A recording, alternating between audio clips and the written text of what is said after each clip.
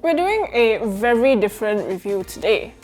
I get quite a few questions asking me what headphones or earbuds I recommend for taking calls at work and all, and honestly, I don't really do a lot of reviews for those sort of stuff. But today, we have the Jabra Engage 55 with us, and if you take a lot of calls for work, this might be quite interesting.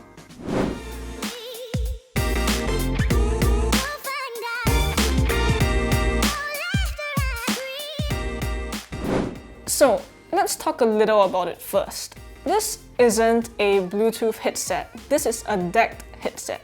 Because of that, this doesn't work with your phones. This is designed to be a headset for computers. And you get a USB dongle, the Jabra Link 400 in the box that's pre-paired with the headset. I believe there's the option for USB-A or USB-C, and unfortunately the one I got was USB-A. It works fine with my PC back at home, but I do need to bring along the A to C adapter for my MacBook Pro, which I forgot today unfortunately. If you're thinking, well, why not Bluetooth? A couple of reasons. First is that DAC actually offers up to 150 meters of wireless range. That's way more than Bluetooth headphones. Of course, line of sight is required, all that, but yes. If you're in a big office and you want to be able to move around while taking calls, getting more coffee or water and such, this will make sure you stay connected. Secondly, this might not be the case for all DAC headsets of course, but with this dongle, it's super easy for me to plug in and get the headset running for a call. It's plug and play, literally. There's the Jabra Direct app that helps to push software updates and all, but yeah. Okay, now to design.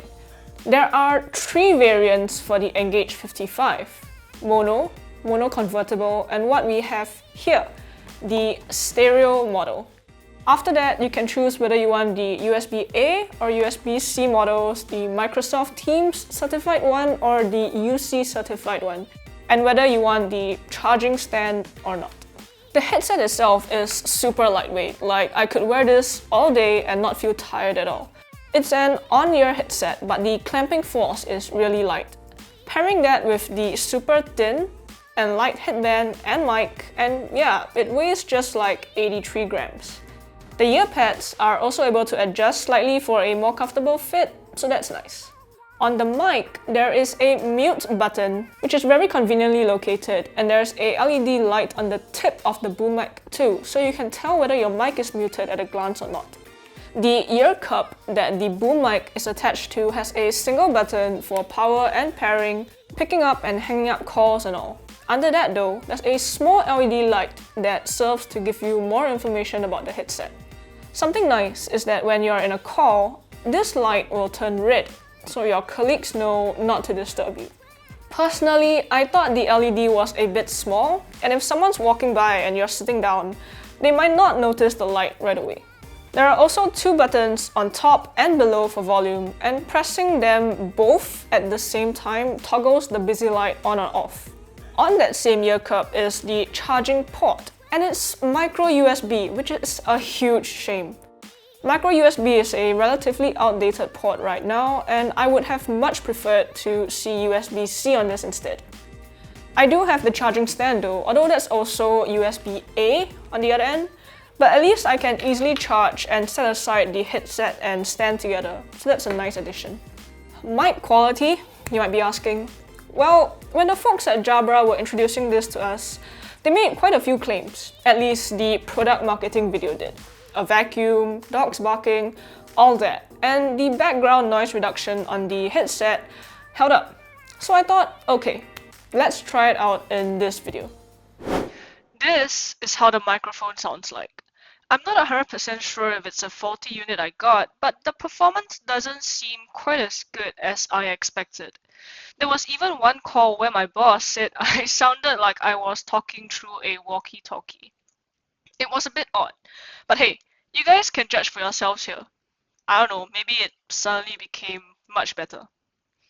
Now, we're going to be playing a variety of noises in the background, and I'm going to be talking all throughout it to see if, the background noise rejection is as good as Jabra claims.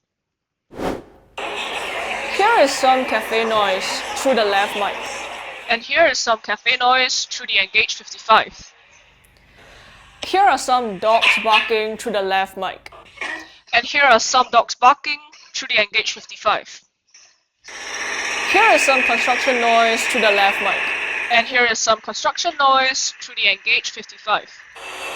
Here's a vacuum running in the background through the left mic. And here is the vacuum running in the background through the Engage 55. So yes, we had cafe noise, dogs barking, construction, and a vacuum running. I mean, it does suppress background noise quite a bit, but I honestly have no idea why my voice sounds so bad on this headset. I've seen other people's reviews on this headset and they sound, I mean, not as good as a dedicated lav mic or camera mic for sure, but they still sound good with the headset, right? So I am leaning more towards there being a problem with the headset, the unit that I got, and not, something against the headset in general.